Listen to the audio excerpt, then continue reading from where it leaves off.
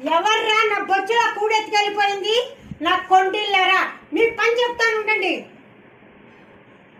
భయమ్మా భయమ్మా, ఆ వేపనాల ఇంటికి వెళ్ళి కదా మాట ఎత్తుకురా. నేనే మీ వేరే ముష్టిని. మా సంఘం వాళ్ళు నన్ను ముద్దుగా ముష్టి మారాణి అంటారు. నేను మొన్న మా వేపనాల ఇంటికి పంతులు గారింటికి పాలు ఇస్తానికి వెళ్తాను. పాల ప్యాకెట్లు చాలా మంచోరు.